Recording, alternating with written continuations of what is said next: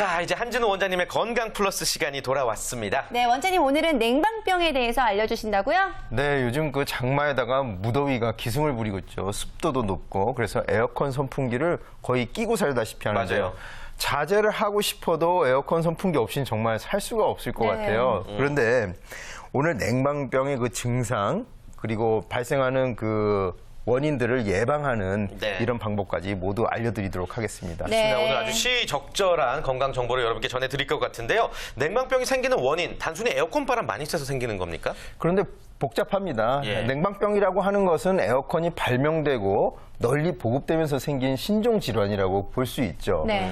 일단 실내와 실외의 기온 차이가 심하게 나기 때문에 네. 거기에 적응하지 못해서 생기는 증상인데 이 외에도 환기가 안 된다든지 먼지가 많다든지 에어컨의 위생 상태나 바이러스나 그 세균까지 여러 가지 그 복합적인 요인들이 작용해서 이 냉방병이 생기게 됩니다. 네, 저도 예. 이 냉방병 증상을 느낄 때가 많은데 저는 에어컨 있는데 좀 오래 있으면은 약간 미열이 올라오거든요. 근데 어떤 분들 같은 경우에는 목이 따끔따끔하다라고 이야기를 하시는 분들도 많고요. 증상이 이렇게 다양한 건가요? 증상이 매우 다양합니다. 어떤 분들은 오한, 으슬으슬 오한, 춥기도 예. 하고 미열이 나기도 하고 그다음에 기침, 가래라든지 그 호흡기 증상이 나타나기도 하고 네. 장시간 냉한 그 환경에 놓여 있어서 복통 설사가 오기도 하는데요. 특히 에어컨 바람이 배 쪽으로 향해 있는 경우 더욱이 심해지기도 합니다. 네.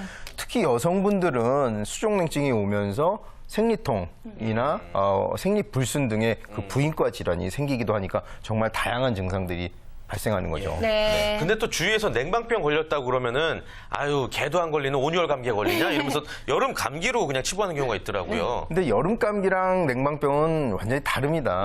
감기라는 것은 바이러스에 의해서 생기는 질환이기 때문에 봄, 여름, 가을, 겨울 모두 생길 수 있는데 다만 여름에 걸렸다 뿐이고요.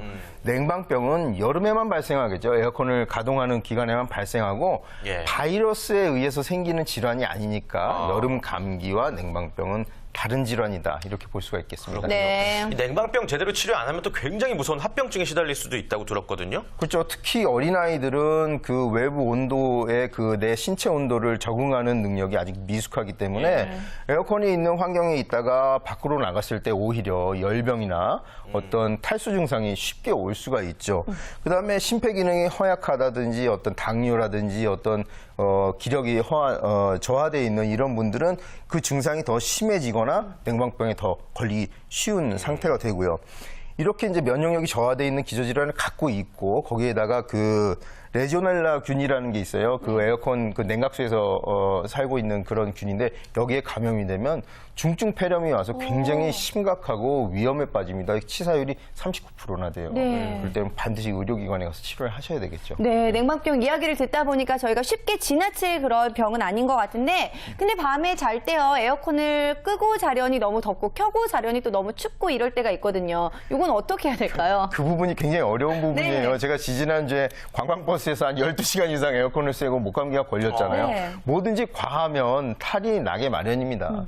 중요한 것은 실내외 온도 차이가 5, 6도 이상 나지 않도록 하는 건데요. 요즘 같은 기온에서는 그래서 실내 온도를 25, 6도 아래로 내리면 냉방병에 걸릴 확률이 높아지니까 네. 주의하셔야겠죠. 네. 아예 에어컨을 멀리하는 건 어떨까요? 아예. 저도 그 생각 많이 예. 해봤어요. 전에 한번 우리가 다뤘던 방법 중에 하나인데요. 네. 제습기와 선풍기를 병행하는 방법입니다. 제습기를 가동해서 습도를 낮추고 선풍기를 이용해서 바람을 쐬면 그 에어컨과 유사한 효과를 낼 수 있다고 합니다. 그리고 저 오늘 넥타이를 안 하고 왔잖아요. 네. 이거 방송하려고 일부러 그럽니다. 어. 넥타이를 풀고 우리 쿨맵시라고 요새 그 에어컨 가동을 좀 덜 하고 시원한 옷을 입는 것도 매우 도움이 되고요. 네. 또 가벼운 운동을 해가지고 땀을 약간 내면 우리 인체 자체의 체온 조절 기능을 이용하는 것도 좋고요.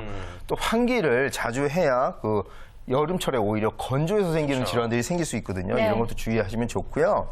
잠을 잘 때도 냉방병을 예방할 수가 있습니다. 우리가 어른들이 잠잘 때 배는 꼭 덮고 자라 이렇게 말하잖아요. 배를 덮고 자면은 복통이나 설사 등의 어떤 냉방병 증상을 없앨 수가 있겠죠. 네, 지금 말씀하신 방법들 한번 참고해 보시면 좋을 네. 것 같은데 근데 냉방병에 걸렸을 때도 또 이제 치료를 위해서 먹어야 되는 좋은 음식들이 있을 것 같아요. 아무래도 아플 때는 잘 먹어야 되잖아요. 그렇죠. 네. 보양식이 꼭 필요하고요. 여름철에 따뜻한 음식을 먹어서 땀이 약간 나면 체온이 내려가는 효과를 볼 수가 있습니다. 그래서 더운데도 불구하고 삼계탕 같은 것들을 먹는 거거든요. 네. 삼계탕은 영양도 좋지만 인삼과 황기 같은 약재들이 들어가서 기력도 보충해 주니까 좋고요. 장어와 같은 보양식을 먹는 것도 도움이 되겠습니다. 예. 그다음에 속을 따뜻하게 하는 생강이라든지 계피차, 그다음에 소화력에 도움이 되는 매실차 등을 드시는 게 좋은데요. 꿀을 곁들이면 더 좋고요. 네. 이렇게 차를 마실 환경이 안 된다 그러면 찬물을 벌떡벌떡 먹는 것보다 따뜻한 물을 조금씩 자주 마시는 것이 수분 섭취에 올바른 방법이 되겠습니다. 네, 근데 저는 여름이 되면 제가 좋아하는 과일들이 많아서 참 좋은데 이 과일을 먹는 것도 이 냉방병에 도움이 되지 않을까 싶은데 어떤가요? 그럼요. 비타민과 미네랄이 풍부한 토마토나 키위 같은 과일이 좋고요. 네. 과일뿐만 아니라 녹황색 채소, 그러니까 당근이라든지 시금치 같은 음식을 먹으면 면역력이 증강되니까 냉방병 예방에 도움이 되겠습니다. 네. 아, 냉방병 걸린 것 같은데 이자 하고 술 마시는 것도 안 좋을 것 같거든요. 좀 피해야 될 음식들 어떤 게 있을까요? 네. 찬 음식을 주의해야죠. 찬물, 찬 음식. 그래서 여름철은 외부 온도가 높기 때문에 체표면은 뜨겁지만 인체의 중심부, 이 복부는 차가울 수가 있거든요. 그래서 찬 음식이 복통설사를 일으킬 수 있고요. 빙수, 청량음료, 그다음에 맥주, 아이스크림 이런 것들 입에 달고 다니시는 분들은 냉방병을 가중시킬 수 있으니까 주의하셔야 되고요. 네, 근데 여름에 이것들 안 먹을 수는 없잖아요. 그러게요. 적당히 적당히 드시는 게 드셔야 좋겠습니다. 이제 알았으니까 정말 조심해야 될 것 같은데요. 자, 그런데 만약에 냉방병에 정말 걸렸다라고 한다면은 어떤 방법으로 치료를 받는 게 좋을까요? 가벼운 냉방병의 증상들은 사실 며칠이나 일주일 정도 시간이 지나면 저절로 낫는 경우가 대부분입니다. 네. 그런데 증상이 심한 경우에는 치료를 받으시면 되는데요. 서양의학에서는 이제 호흡기 증상이라든지 소화기 증상이 생기면 그 대증 치료를 하게 되고요. 폐렴에 걸렸다 싶으면 항생제를 사용하기도 합니다. 네. 한의학에서는 우선 그 면역력을 증강시키는 처방을 하게 되고요. 뱃속을 따뜻하게 하는 온중시키는 처방과 보기, 기력을 높이는 그런 약들도 쓰고 필요에 따라서는 발한, 즉 땀을 조금 내도록 하는 이런 약재들을 가미하기도 합니다. 네. 뭐 가까운 의원에서 또 냉방병에 대해서 확실한 치료를 여러분들 받으셔야 될 것 같습니다. 환자시라면요. 그리고 또 여름에 냉방병처럼 여름철에 걸리기 쉬운 질환들 한번 소개해 주실까요? 우리가 여름병이라고 해서 한의학에서는 서병이라고 일으켰는데요. 서병, 대표적인 게 일사병, 열사병, 그다음에 태양광선에 의한 화상, 우리가 보통 살이 탄다고 하잖아요. 일사병은 태양광, 무더운 그 태양 아래서 쓰러지거나 이런 경우가 있죠. 우리가 조회를 한다든지 행군을 하다 쓰러지는 경우가 이런 경우고, 열사병은 반대로 실내에서 뜨겁고, 그러니까 덥고 습기 많은 곳에서 생기는 병이고요.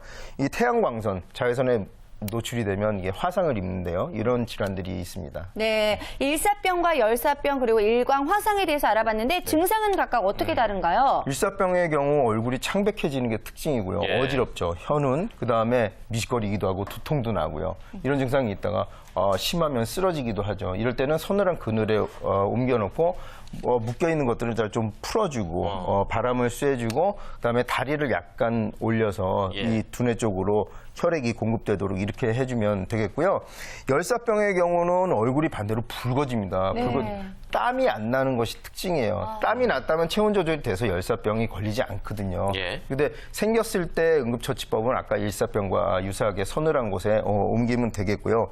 마지막으로 이제 일광화상, 썬번이라고 하죠. 이게 생겼을 때는 차가운 물이나 우유 등으로 거즈에 묻혀가지고 이렇게 찍어내주는 방법을 사용하고 혹시나 알로에가 있다면 알로에로 마사지해주는 것도 좋겠습니다. 네. 진정을 시켜야 되는군요. 알겠습니다. 자, 원장님 덕분에 냉방병을 예방할 수 있는 방법에 대해서 조금은 더 우리가 자세히 알 수 있었던 것 같습니다. 마지막으로 아주 짧고 굵은 조언 한 말씀 부탁드립니다. 짧고 굵은 건 제 신체고요. 무더운 여름철 오히려 태양을 피하지 말고요. 가수 비는 태양을 자꾸 피하는데 자꾸 나가서 잠깐 건강한 운동을 하는 것이 이 냉방병을 예방할 수 있는 좋은 방법이 되겠습니다. 네, 자 오늘 건강 플러스를 통해서요 여름철에 걸리기 쉬운 증상들을 피할 수 있는 방법들에 대해서 알아봤습니다. 다음 주에도 역시 좋은 정보 기대해 보겠습니다. 네, 이렇게 해서 잔멸가족 오늘 저희가 준비한 소식은 모두 여기까지죠. 네, 오늘 함께해 주신 차현희 대표, 서주호 변호사님 그리고 한진호 원장님 모두 너무 감사드립니다. 고맙습니다. 감사합니다.